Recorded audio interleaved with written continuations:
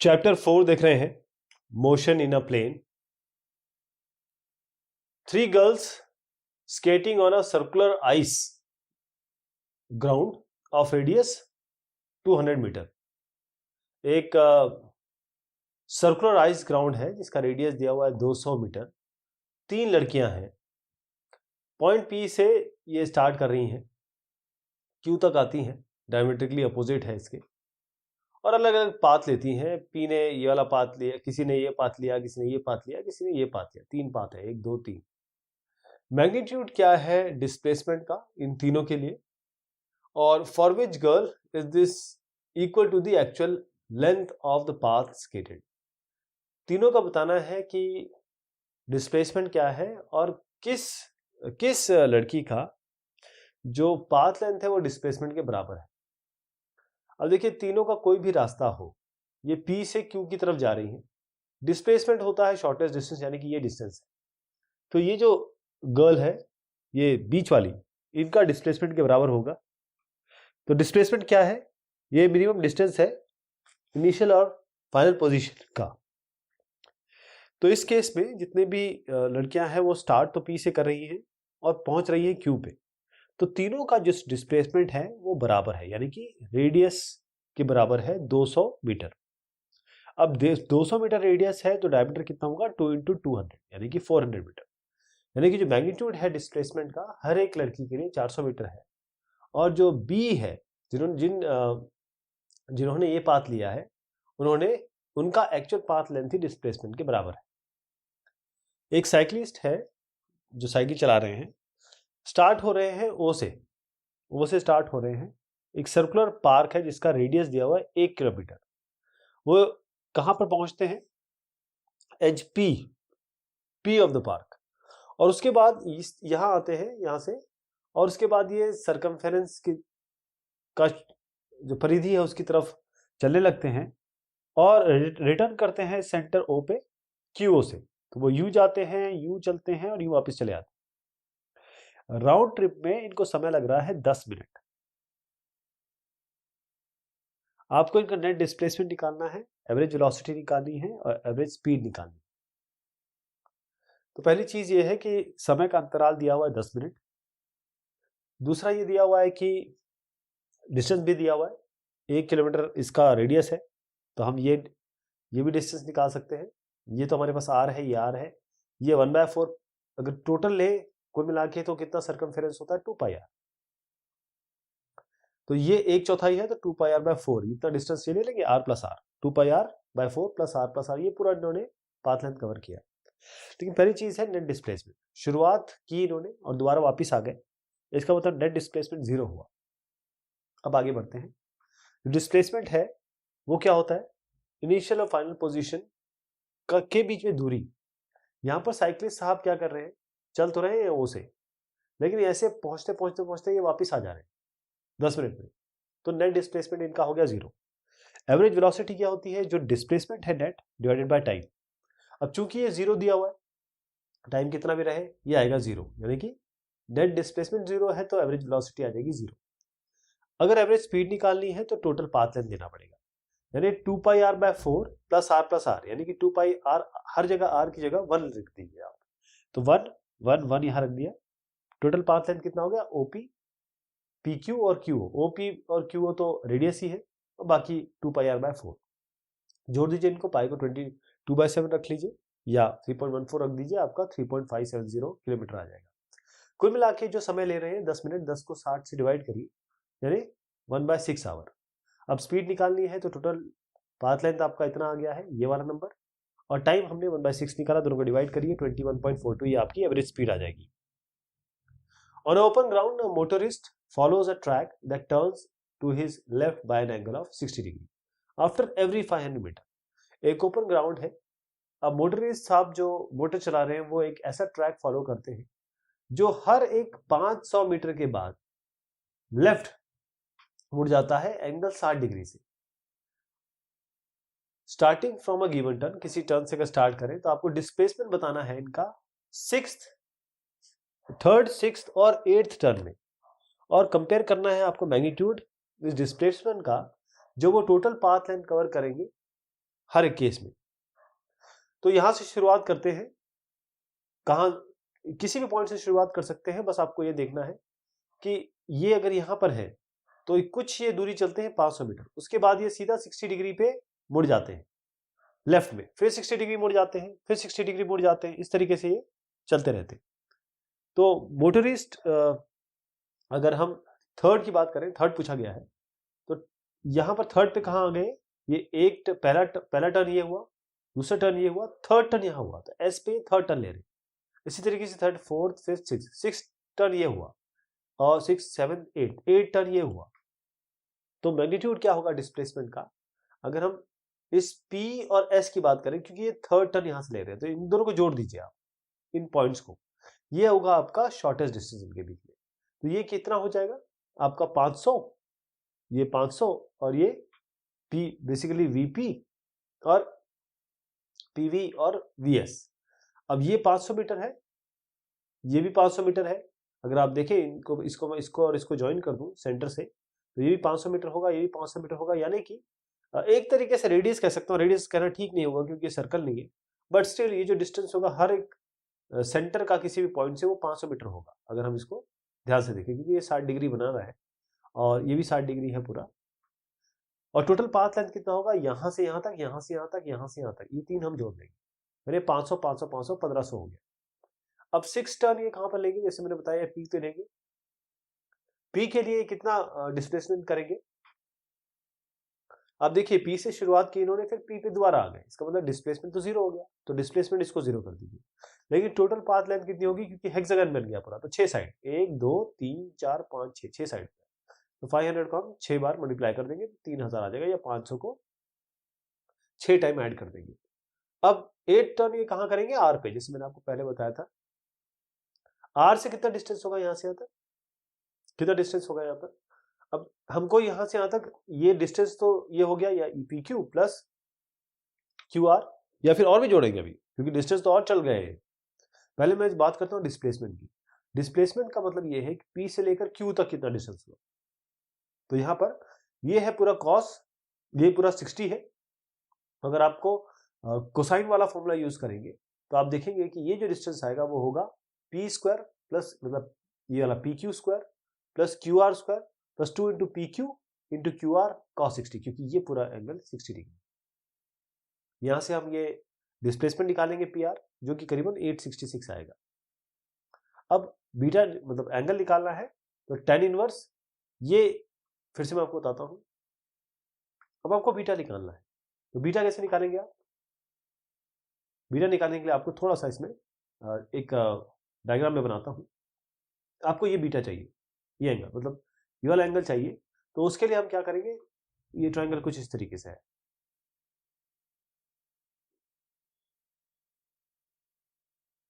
इस तरीके से। तो अब देखिएगा कि मेरे पास ये तो 60 डिग्री है ना, तो ये QR है, तो ये कितना हो जाएगा, QR cos थीटा। ये टोटल कितना हो जाएगा, PQ plus QR cos theta. और ये कितना है हमारे पास, अगर हम परपेंडिकुलर ड्रॉप करें इसको, तो ये परपेंडिकुलर भी हम निकाल सकते हैं। तो ये जो चीज निकाली हमने 500 sin 60 प्लस डिवाइड बाय 500 पर 500 cos 60, ये वाला आपका, ये वाला होगा आपका कॉस कंपोनेंट, इस जगह पे हमने निकाला इसको कॉस कंपोनेंट को, और ये वाला कॉस कंपोनेंट था तो इसके साथ जोड़ दिया, ये वाला का साइन कंपोनेंट होगा, यानी कि Q R sign beta, Q R मतलब ये वाला PR साइन बीटा, और ये PQ प्लस क्यू, और जो भी आप पॉइंट माने इसको, ये वाला पॉइंट, तो इसको इससे ऐड करिए और इसको इससे ऐड करिए, ये कॉस का टर्म है, ये साइन टर्म है, जो आप यहाँ देख पा रहे हैं, ऊपर वाला साइन टर्म है, नीचे वाला कॉस टर्म है, इसके साथ हमने 500 और जोड़ दिया, यानी बीटा आया tan इनवर्स दिस, इसका पूरा, जो कि 30 डिग्री आया। जो मैग्नीट्यूड है डिस्प्लेसमेंट का वो 866.03 है, एंगल आपका 30 डिग्री आया। टोटल पाथ लेंथ कितना हो गया, अब देखिए इसमें क्या है, जैसे मैं बता रहा था कि इसने तो पूरा एक चक्कर चल लिया, और पूरा एक चक्कर चलने के बाद, पूरा एक चक्कर चल गया यहाँ तक, उसके बाद दो और आगे बढ़े, इतना और इतना, यानी कि पूरा चक्कर कितना हो गया, 6 इंटू 500, फिर और PQ और QR दो और चले, तो कुल मिला के हो गया ये 4000। तो जो मैग्नीट्यूड और डिस्प्लेसमेंट और टोटल पाथ लेंथ है थर्ड, सिक्स्थ और एट्थ, वो हमने निकाला, वो इस टेबल में दिया हुआ है। एक पैसेंजर है जो आ रहे हैं नए टाउन में, वो उनकी इच्छा है कि वो जाएं स्टेशन से होटल जो 10 किलोमीटर अवे है, वो स्ट्रेट रोड से जाए। एक जो कैब वाले साहब हैं थोड़े से डिसऑनेस्ट हैं, वो क्या करते हैं कि वो एक सर्किट जैसे पाथ में जो कि 23 किलोमीटर लंबा है वो लेके जाते हैं उनको, और 28 मिनट लगते हैं इसमें। आपको बताना है एवरेज स्पीड क्या है टैक्सी की और मैग्नीट्यूड क्या है एवरेज वेलोसिटी का, और क्या ये दोनों इक्वल है। तो हुआ ये कि टोटल डिस्टेंस जो कैब मैन के कारण इन्होंने ट्रैवल किया वो है 23 किलोमीटर। टोटल टाइम है 28 मिनट। 28 मिनट क्योंकि किलोमीटर में दिया हुआ है तो 28 को 60 से डिवाइड कर दीजिए, आवर में आ जाएगा। तो एवरेज स्पीड क्या हो गई टैक्सी की, कितना टोटल डिस्टेंस ट्रेवल किया और कितना टाइम यहाँ पर आ गया, तो 23/28/60 यानी कि 49.2 है। अब इस तरीके से ये गए यूं करके यहाँ पहुंचाया, लेकिन ये तो जाना चाहते हैं यहाँ से यहाँ तक, क्योंकि परपेंडिकुलर डिस्टेंस खुद बताया गया है कि 10 किलोमीटर है, तो डिस्प्लेसमेंट कितना हुआ 10 किलोमीटर, और टाइम उतना 28 मिनट ही लगा, तो 28/60 तो 21.43। तो जो दोनों फिजिकल क्वांटिटीज हैं ये इक्वल नहीं है, एवरेज स्पीड ज्यादा है और एवरेज जो वेलोसिटी है वो कम है। पानी गिर रहा है वर्टिकली, स्पीड इसकी दी है 30 मीटर पर सेकेंड। एक महिला है वो एक बाइसिकल चला रही है, उनकी स्पीड है 10 मीटर पर सेकेंड, और ये चला रही है नॉर्थ से साउथ डायरेक्शन में। आपको बताना है कि किस डायरेक्शन में उनको अम्ब्रेला पकड़ना चाहिए ताकि वो भीगे ना। सवाल कुछ इस तरीके से है कि पानी इस तरीके से गिर रहा है, अब इसके लिए आपको ना नॉर्थ साउथ ईस्ट वेस्ट ऐसे करके बनाना पड़ेगा।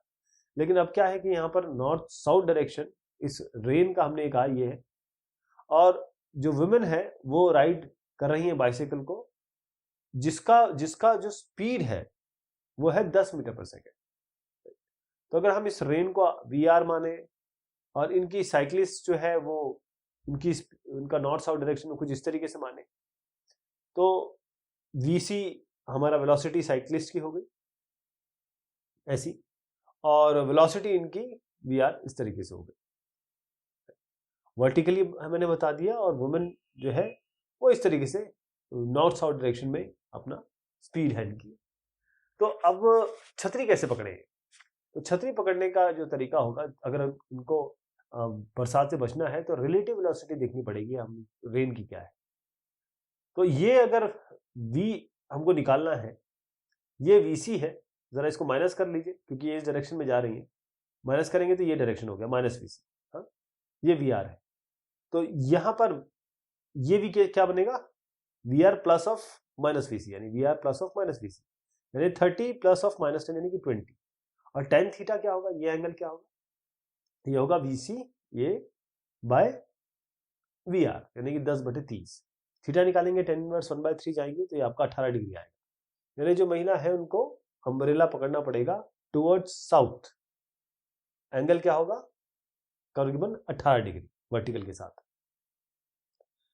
एक साहब है वो स्विम कर सकते हैं, उनका स्पीड दिया हुआ है 4 किलोमीटर प्रति घंटा स्टिल वाटर में। कितना समय ये लेंगे ताकि ये क्रॉस कर सके रिवर जो 1 किलोमीटर वाइड है। यदि रिवर बह रही है उसकी स्पीड दी हुई है 3 किलोमीटर प्रति घंटा, 3 किलोमीटर पर आवर, और जो स्ट्रोक्स है यानी कि जो वो तैर रहे हैं वो नॉर्मल लगा रहे हैं जो रिवर करंट है उसके against. How far down the river does he go when he reaches the other bank. अब क्योंकि बरसात पानी भी आ रहा है, वो तैर भी रहे हैं, तो कुछ वो उनका डिस्प्लेसमेंट उसके कारण हो जाएगा। तो कितनी दूरी पे है वो बताना है आपको, इसको बहुत ध्यान से समझिएगा क्या कहा गया है। जो स्पीड है, जो साहब तैराक है उनकी स्पीड दी हुई है 4 किलोमीटर पर आवर, विड्थ है रिवर की 1 किलोमीटर, तो यहां से यहां तक इसकी विड्थ दी हुई है 1 किलोमीटर, इधर से इधर तक। Time taken to cross the river, पहली चीज तो समझिए इनको समय कितना लगेगा। वो यहां पर आपको जो विड्थ है रिवर की 1 किलोमीटर है, स्पीड कितनी है रिवर की 4 किलोमीटर, तो 1/4 ये आपका आ जाएगा 60/4, इसको मिनट में कर दीजिए, 60 से मल्टीप्लाई कर दीजिए, 15 मिनट हो गया। अब देखिए कि ये यहां से यहां तक इस तरीके से जाने की कोशिश कर रहे हैं, लेकिन पानी तो इस तरफ बह रहा है जिसकी स्पीड क्या है 3 किलोमीटर पर आवर। अब इसी समय में कितना रिवर ने डिस्टेंस कवर कर लिया। अब यहां पर हम यूज करेंगे VR यानी कि स्पीड ऑफ रिवर 3, और टाइम कितना है, टाइम आपने देखा 15 मिनट, या 1/4 भी ले सकते हैं, ऐसी बात नहीं। तो 3 × 1/4 करिए, 3/4 किलोमीटर हो गया। अगर इसको मीटर में चेंज करना है तो 750 मीटर आ जाएगा, ये आएगा आपका। हार्बर है, और इस हार्बर में जो विंड फ्लो करी है उसकी स्पीड है 72 किलोमीटर प्रति घंटा, और जो फ्लैग है, मास्ट, इस बोट पे जो एंकर्ड है हार्बर में, वो फ्लटर मतलब वो फहरा रहा है along any direction, north east direction. यदि बोट स्टार्ट होती है स्पीड 51 किलोमीटर प्रति घंटा पे नॉर्थ में, तो आपको डायरेक्शन बताना है फ्लैग का ऑन द जो मास्ट, बोट के मास्ट पे लगा हुआ है। तो उसको कुछ इस तरीके से समझिए कि वेलोसिटी पहले हम समझते हैं, बोट की हमको दी हुई है 51 किलोमीटर प्रति घंटा, वेलोसिटी जो विंड की दी हुई है वो 72 किलोमीटर प्रति घंटा, और जो फ्लैग है वो जो फैर रहा है वो नॉर्थ ईस्ट डायरेक्शन में है। तो इस डायरेक्शन में है, ये नॉर्थ है, ये ईस्ट है, ये आपको बताया गया है कि एनी डायरेक्शन में है, तो नॉर्थ ईस्ट डायरेक्शन में हो गया। इसका मतलब विंड कुछ इस तरफ बह रही है ना, तभी तो नॉर्थ ईस्ट डायरेक्शन में बह रहा है। इसका मतलब ये है कि नॉर्थ ईस्ट डायरेक्शन में हवा बहेगी तो वहीं वो फ्लैग उड़ेगा उस डायरेक्शन में।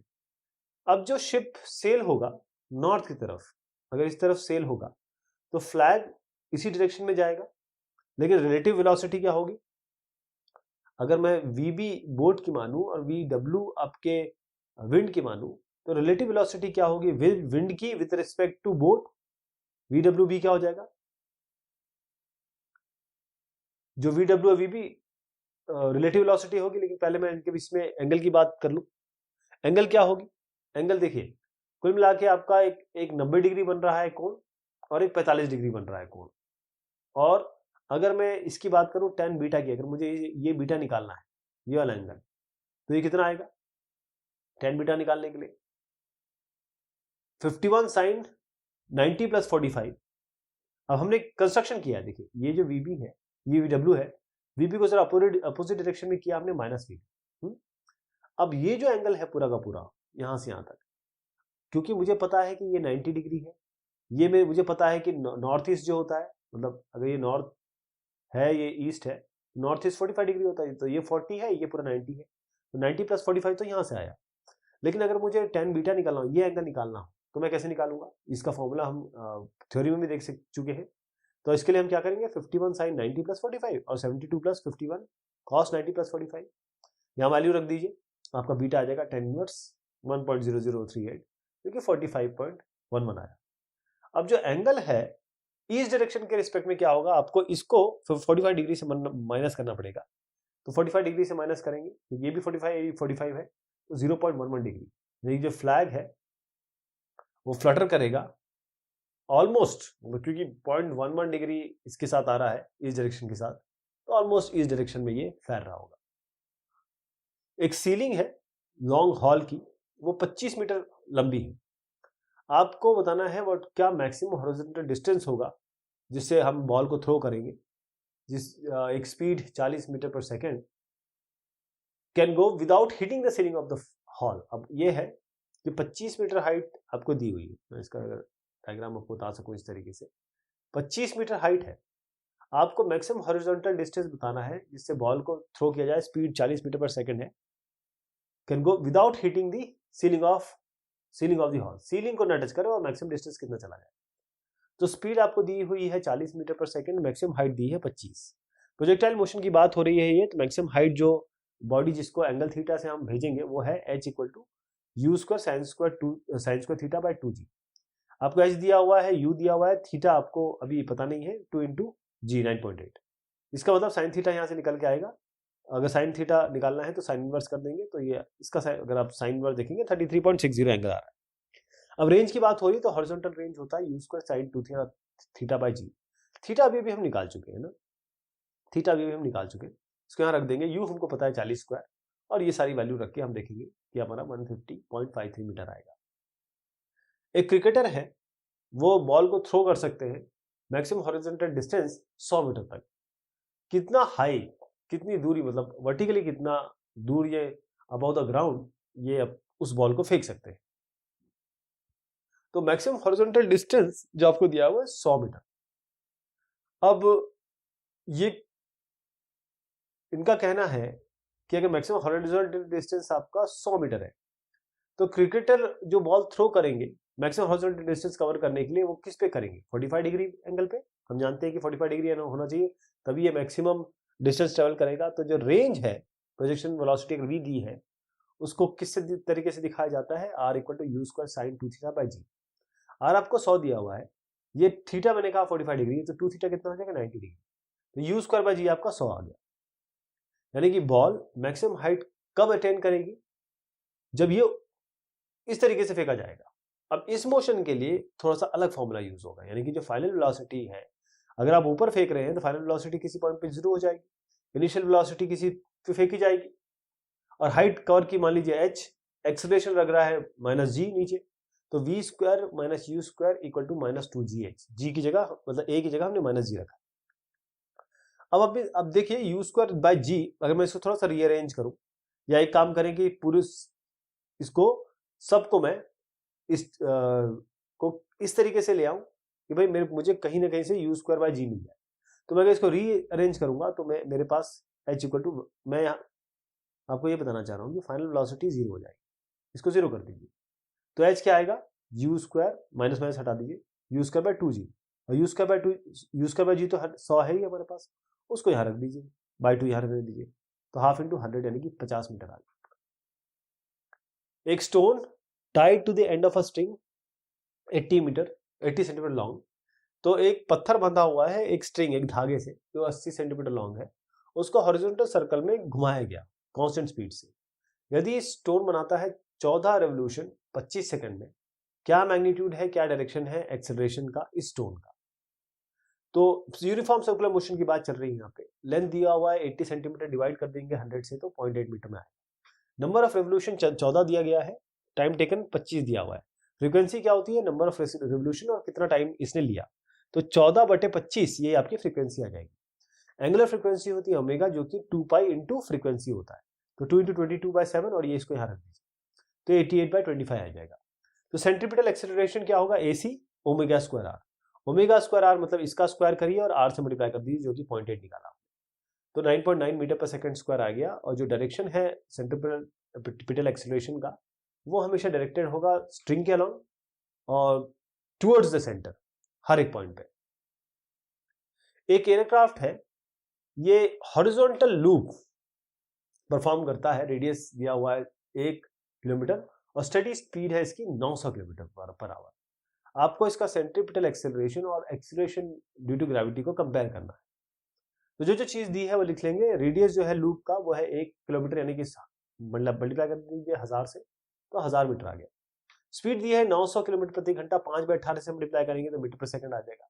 अब हम जानते हैं सेंट्रीपिटल एक्सेलरेशन होता है v square by r, v आपके पास है, आर आपके पास है, ये आ जाएगा 62.5। एक्सेलरेशन ड्यू टू ग्रेविटी 9.8 है, दोनों को डिवाइड करिए आप, मतलब AC बाय जी एक्सेलरेशन, यानी कि सेंट्रीपिटल एक्सेलरेशन डिवाइडेड बाय जी, दोनों को डिवाइड करेंगे तो 6.38 आएगा। ये कुछ और सवाल हुए इस टॉपिक के, अभी हम और देखेंगे। तब तक के लिए शुक्रिया, मेहरबानी आप सभी की।